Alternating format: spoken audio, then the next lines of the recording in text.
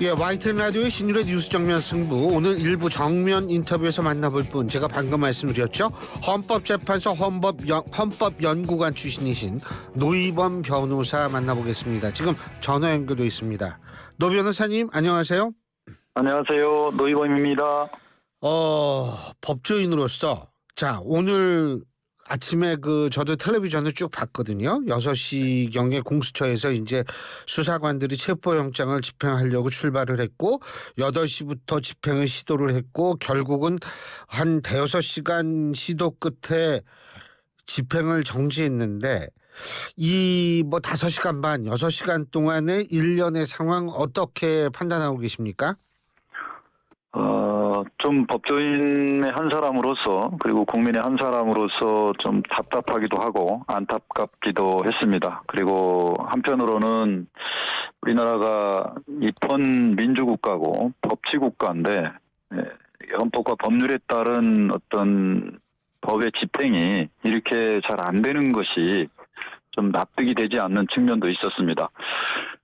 잘 아시겠지만 지난 12월 3일 대통령의 어떤 위헌적인 계엄 선포 행위로 인해서 이제 헌정 질서가 이제 중단이 되고 마비가 된 거 아니겠습니까? 예. 그 이후에 탄핵 심판이 진행되고 이제 내란 범죄에 대해서 이제 헌법과 법률에 따른 어떤 수사 절차가 진행되고 있는데, 그리고 오늘은 공수처가 체포영장을 청구해서 법관이 발부한 영장을 적법하게 이제 집행하는 과정인데, 이게 우리의 어떤 법 질서에 따라서 집행하는 이 영장이 또 경호처라는 곳을 통해서 또 방해받고 실제 집행되지 않았다는 것. 이게 대한민국이 이제 법치국가임에도 이게 법치가 제대로 이루어지지 않는다는 점에서 좀 국민 한 사람으로서 좀 자존감도 상하고, 대통령 한 사람으로 인해서 이렇게 대한민국의 어떤 법치주의가 무너지고 있다는 것을 보여준 것이 아닌가. 그래서 오늘 좀 착잡한 마음이 들었는데요. 하루빨리 공수처가 적정하게 좀 체포영장을 빨리 집행을 함으로써 우리나라 대한민국이 법치주의가 살아있고 법에 따라서 대한민국이 나아갈 수 있다는 것을 좀 보여주는 것이 매우 중요하다고 생각합니다. 사실 오늘 체포 문제에 대해서 전 세계 언론이 관심이 굉장히 많아요. 저도 좀 외신들한테 오늘 전화를 많이 받았는데 지금 노희범 변호사님이 말씀하신 그런 부분에 상당 부분 공감되는 부분이 많습니다. 그런데 제가 좀 여쭤볼 게 있는 게요. 지금 윤석열 대통령 측에서 얘기하는 게 뭐냐면, 첫째, 수사권도 없는 공수처가 영장 청구하면 안 된다. 둘째, 이 110조 111조인가요?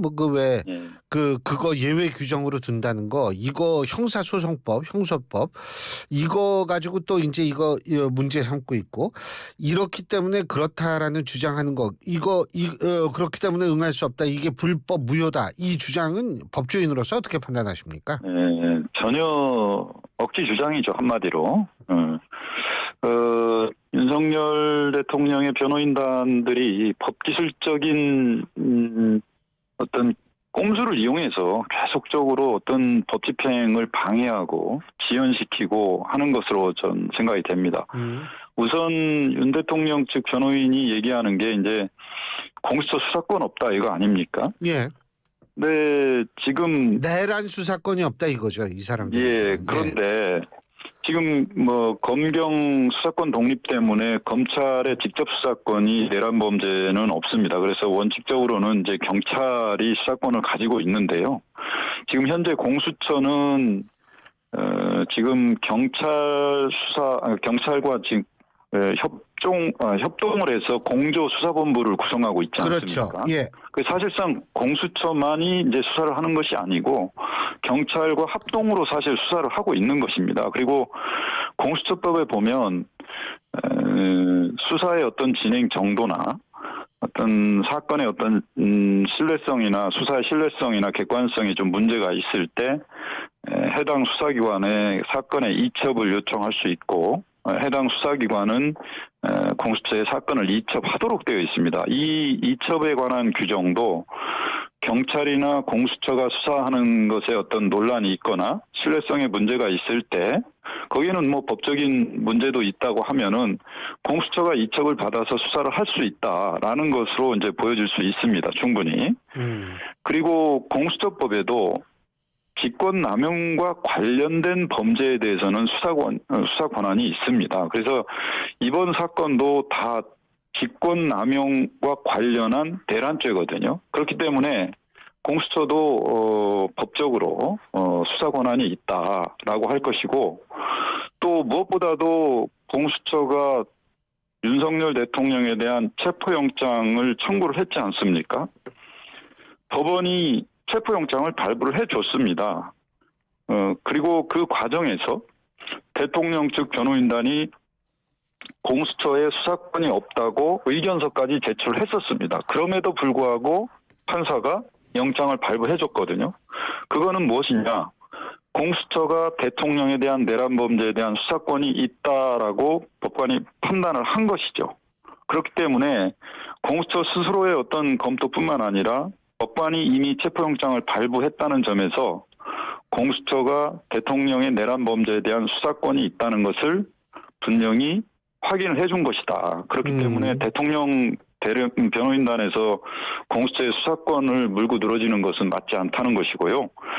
이제 또 하나는 체포영장을 발부하면서 법관이 체포영장에 형사정법 110조와 111조 적용을 예외로 한다라는 규정을 둔 것을 두고 법관이 사실상 입법을 한 것이고, 따라서 뭐 권력분립의 원칙에 어긋난다. 그래서 영장 자체가 위법하고 무효다. 뭐 이런 주장을 하고 있는데, 우선 우리 청취자들께서도 좀 아셨으면 좋은 게 형사정법 110조와 111조라는 게 뭐냐면 물건을 압수할 때에 제한되는 것입니다. 물건. 그러니까 인신 구속은 아니다 이거죠. 그렇죠. 인신 구속에 관해서는 아무런 법적 제한이 없습니다. 그게 군사상 비밀을 요하는 장소 등 공무상 비밀이든 간에요. 근데 사람의 신병만 확보하는 거기 때문에 물건을 압수하기 위해서 어떤 뭐 수색을 하거나 그 물건이 군사상 비밀이나 공무상 비밀과 아무런 관련이 없는 거죠. 사람이기 때문에.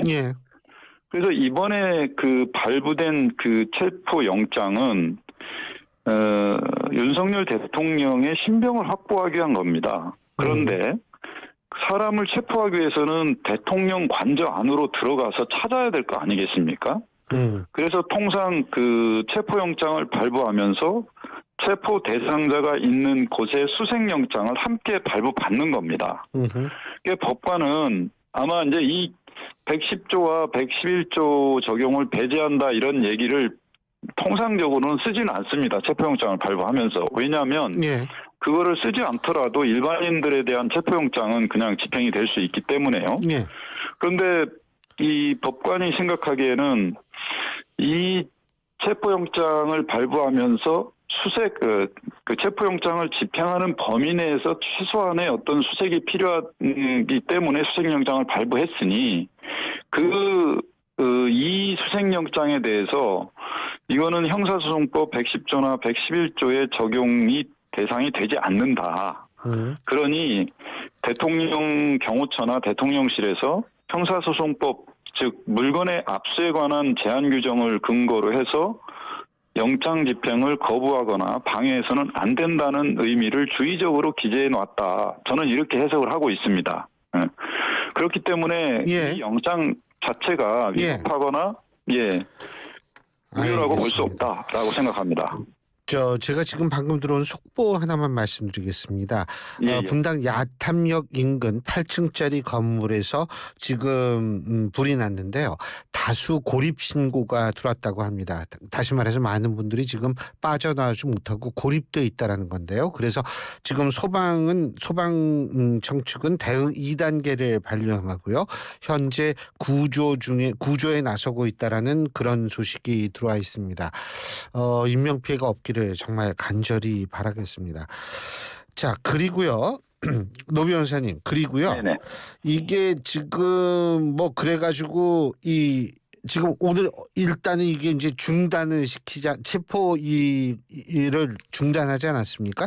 이거 6일까지인데 말이에요. 제가 한 가지 좀 여쭤보고 싶은 게 일각에서는 아니 체포영장 유효기간이 6일까지인 걸 왜 밝혔느냐 이런 얘기가 있더라고요. 예, 이 사람들이 그 대통령 측이 이 6일까지다 그러면 야 6일까지만 버티면 되는구나라는 거를 미리 알려주는 셈이 됐기 때문에 이게 좀 문제라는 건데 이거는 어떻게 보세요, 우리 노 변호사님은? 통상 우리가 체포영장을 발부할 때는 어떤 기한을 꼭 두지는 않습니다. 통상적으로는 법관이 예. 그 사람 체포 대상자를 체포하는 데 있어서 뭐 수사기관이 준비도 해야 되고 하기 때문에 통상 일주일 정도 시간을 주고요. 또 체포 대상자의 어떤 그 거주지 같은 것이 불확실하다 그러면 한 30일, 한 달 정도도 줍니다. 다만 체포영장의 어떤 기한을 무한정 길게 하는 경우에는 인권 침해의 소지도 있고 그렇기 때문에 체포영장의 어떤 효력을 이제 일정 기간 제한하는데요. 만약에 체포영장의 기간 내에 체포영장을 집행하지 못하는 경우에는 그 영장은 효력을 상실하지만 예. 수사기관인 검사로서는 다시 동일한 사유로 체포영장을 다시 청구해서 발부받을 수 있습니다. 그렇기 때문에 설령 대통령이 이번 체포영장의 어떤 효력기간인 6일을 경과하더라도 공수처의 입장에서는 다시 동일한 사유로 체포영장을 발부받아서 다시 집행할 수 있습니다. 그렇기 때문에 체포영장의 유효기간을 넘긴다고 해서 그건 문제가 아니다. 체포영장의 집행 가능성이 없어지거나 하는 것은 아니다라고 말씀을 드릴 수 있습니다. 그러면은 뭐 이거 다시 집행을 해야겠죠, 공수처가? 당연히 해야죠. 예, 알겠습니다. 근데 요새는 그리고 이 헌법재판소에 있어서의 탄핵 심리요. 오늘이 2차 준비 기일이었었다고 그러죠. 네. 근데 윤 대통령 측에서는 뭐냐면 윤 대통령이 지금 현재 고립된 약자다 이런 주장까지 나왔다고 하는데 어떻게 평가하십니까? 글쎄 윤 대통령이 왜 고립된 약자인지는 모르겠습니다. 저는 대리인단이 그죠? 윤 대통령 측에게 많은 시간을 좀 달라. 그런 취지에서 뭐 주장을 한 것 같고요. 박근혜 대통령 탄핵 심판의 예를 들어보면 준비 절차 기일 3번을 끝난 다음에 바로 본 재판을 시작을 했습니다. 근데 지금 오늘 보도에 보면 오늘 준비 절차 기일이 오늘로 종료되고 본 정식 구두변론 절차가 1월 14일 있다고 하거든요. 상당히 시간을 많이 준 겁니다. 대통령 탄핵 심판은 신속하게 진행되어야 되는 것이 필수적입니다. 그런데 지금 1월 3일이면은 앞으로 그 10일 이상의 또 기간을 또 준 거거든요. 변론을 시작할 때까지. 그래서 대통령 대리인단 측에서도 충분히 탄핵 심판을 대비하고 준비할 수 있는 기간을 헌법재판소가 사실은 너무 많이 줬다. 대통령 탄핵 심판의 어떤 중대성이나 시급성에 비춰봐서 너무 많은 시간을 지금 지연시키고 있다. 왜냐하면은 대통령 권한대행 체제라는 게 지금 상당히 그 불확정한 상태 아닙니까? 뭐 정치, 경제, 외교, 민생 모든 분야에서. 그렇기 때문에 대통령 탄핵 심판 제도는 가장 우선적으로 빨리 진행해야 될 필요가 있습니다. 그래서 헌법재판소에서 이런 점을 충분히 인식하고 있음에도 불구하고 대통령 대리인단 측의 어떤 방어권 행사를 정말 최대한 보장해 주기 위해서 이렇게 많은 시간을 할애해 준 것이 아닌가 이렇게 생각이 됩니다. 근데 어쨌든 윤 대통령 측에서는 이게 뭐 재판을 지연시키려는 의도다 뭐 이런 얘기가 나오는데 어쨌든 새로 임명된 그 헌법재판관 2사람 있죠. 이 2명에 대해서 기피 신청을 할 예정이다 이런 보도도 있는데 아니 헌법재판관 재판관도 기피 신청할 수 있어요? 예, 재판관도 뭐 특정한 사유가 있으면 기피 신청은 할 수는 있습니다. 그렇지만 헌법재판소가 당사자가 기피 신청을 했다고 해서 다 받아주는 것은 아니고요. 그 다음에 당사자는 재판관 한 명에 대해서만 기피 신청을 할 수가 있게 되어 있습니다. 현재. 그렇기 때문에 두 사람 전부에 대해서 기피 신청은 좀 어렵지 않은가 싶고요. 네. 그리고 특별히 지금 새로 임명된 재판관에 대한 기피 신청을 하더라도 기피해야 될 만한 사유가 있다고 보기 어렵습니다. 그렇기 때문에 뭐 대통령실에서는 아마 권한 대행이 임명했기 때문에 무슨 뭐 적법한 재판관으로 볼 수 없다 뭐 이런 취지의 어떤 주장을 하는 것이 아닌가 싶긴 한데요. 그런 주장은 뭐 헌법재판소에서 받아들여질 수 없다, 억지 주장이다라고 보여집니다. 네. 우원식 국회의장은 헌법재판관 3명 중에 2명만 임명을 한 걸 두고서 지금 권한쟁의 심판을 제기하고 가처분 신청을 제기했다고 하는데 이 부분은 어떻게 보십니까? 저는 헌법재판소에서 받아들여질 가능성이 매우 높다고 봅니다. 잘 아시다시피 그 국회 선출목 3분의 재판관은 실질적 임명 권한이 국회에 있는 것이고요. 대통령은 형식적인 임명 권한밖에 없기 때문에 국회가 일단 뭐 여야 합의에 의해서든 여야 합의에 이르지 않아서 뭐 다수결에 의해서 선출하든 국회가 이미 선출을 해서 대통령에게 임명 요청을 한 경우에는 즉시 대통령은 이걸 임명을 해야 됩니다. 권한대행도 마찬가지고요. 그런데 지금 국회 선출한 재판관 중에서 한 명만 임명을 안 하고 있는 행위는 그 자체로 국회의 선출 권한을 침해한다고 볼 수 있거든요. 대통령 권한대행이. 예. 그렇기 때문에 헌법재판소에서는 그 최상목 권한대행이 국회 선출목 3명의 재판관 중에서 2명만 임명을 하고 1명을 임명하지 않은 불행사, 어떤 임명을 하지 않는 행위가 국회의 어떤 헌법상의 권한을 침해한다라고 해서 그것이 위헌이다라는 어떤 결정을 내려주면 그 다음에 최상목 그 권한대행 입장에서도 헌법재판소의 최종적인 유권 해석이 나왔기 때문에 재판관을 임명하지 않을 수 없다. 라고 봅니다. 그리고요. 근데 우리 노 변호사님이 보실 때 말이에요. 지금 윤석열 대통령 측은 온갖 방법을 다 써서 이거 좀 지연시키려고 하는 것 같은데 이분들이 생각할 수 있는 또 다른 뭐 지연 여러 가지 방식이 나올 수 있겠지만 이것이 지금 제대로 어떻게 헌법재판소에 이게 좀 어떻게 먹힐까요? 어떻게 보세요? 저는 먹히지 않을 거라고 보고요. 다만 윤 대통령 측에서는 지연 전략을 계속 쓸 것으로는 보입니다. 예. 지연 전략이라는 게 다른 건 없고 예. 많은 증인을 신청해서 예. 재판을 계속 연장하려는 그런 늘어지게 하는 거죠. 그러니까. 예. 예. 그리고 뭐 상당히 많은 증거 신청을 해서 증거 조사에 많은 시간을 이제 보내게 하려고 하는 시도를 할 수도 있는데요. 예. 이 사건의 경우 사실관계에 어느 다툼이 별로 없습니다. 지금 많은 객관적 증거들이 많이 나오고 이제 수사기관에서 이제 수사 관련자들에 대한 수사가 다 끝났지 않았습니까? 죄송한데 말씀 중에 지금 네. 수사 그 자료 있잖아요. 관련 자료. 그거를 헌법재판소에서 요구하지 말라고 또 요구를 한 모양이더라고요. 예. 그런데 오늘 보도를 보니까 예. 그 헌법재판소 그 준비기일의 수명 재판관이 이 내란 범죄 사건에 대한 수사기관에 대한 수사기록 송부 촉탁을 채택을 했다라고 하거든요. 그러니까 받겠다 이거죠. 그렇죠. 헌법재판소는. 어허. 예, 그래서 이제 헌법재판소에서 정식으로 검찰의 특별수사본부, 그다음에 예. 경찰의 뭐 공수처도 이제 마찬가지겠죠. 이 세 군데 수사기관의 수사기록에 대한 사본, 그러니까 원본은 이제 수사 및 재판을 해야 되니까 안 되고요. 예.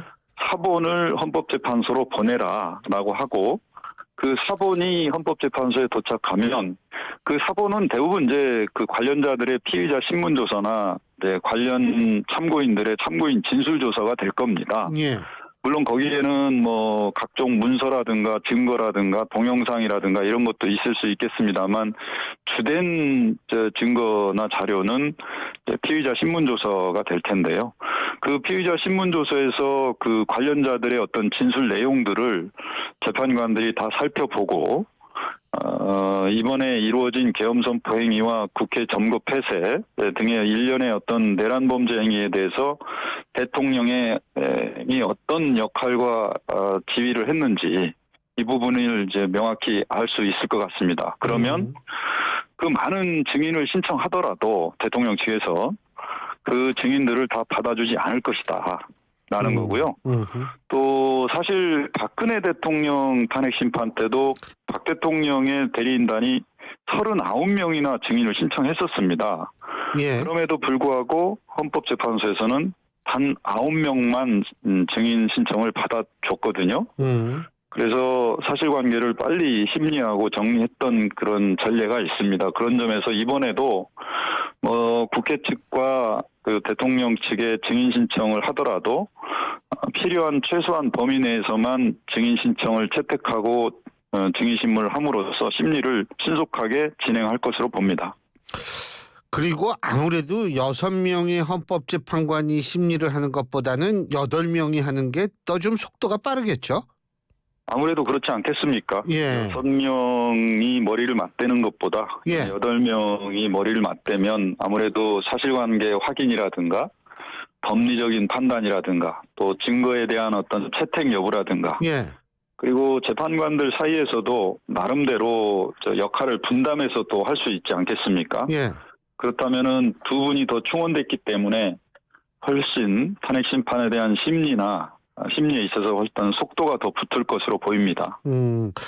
그리고 물론 그때 지난번에도 노희범 변호사님은 뭐 일찍 끝날 것이다 이렇게 말씀을 하셨지만 가장 중요한 부분 중에 하나는 지금 4월 18일 날 두 분이 또 퇴임을 하시잖아요. 그 헌법재판관. 그러니까 이 윤 대통령 측에서는 아마 또 두 분 퇴임하면은 또 그렇게 해가지고 이게 좀 끌어보려고 하는 것 아닌가 이런 추론도 나오더라고요. 그런 추측은 어떻게 평가하십니까?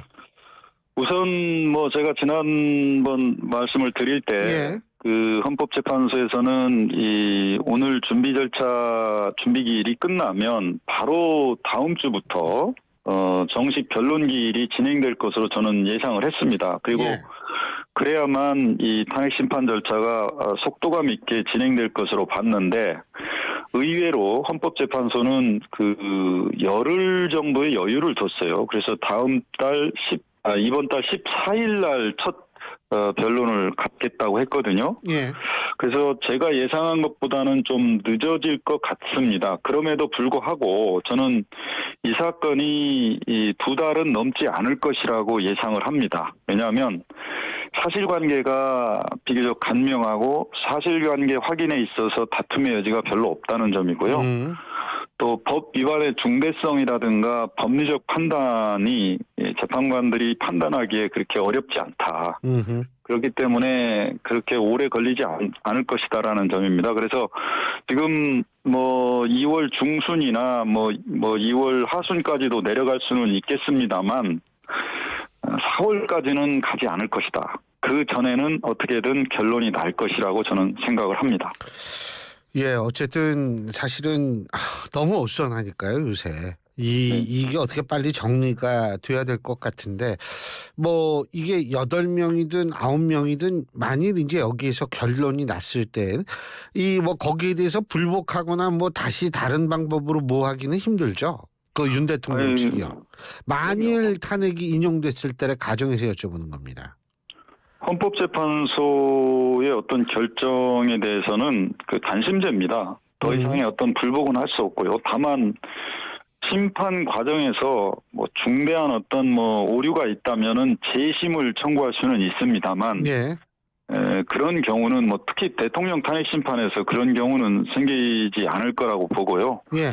설령 재심을 청구한다고 해서 또 재심 사유가 되지 않으면 그냥 각하를 해버리면 그만이거든요. 예. 그렇기 때문에 헌법재판소에서 탄핵 심판에 대한 결정이 내려지면 그걸로써 법적으로는 모든 것이 종결된다. 그래서 윤석열 대통령에 대해서 헌법재판소에서 파면 결정이 내려지면 예. 그 파면 결정이 내려진 날로부터 60일 내에 새로운 대통령 선출을 해야 됩니다. 예.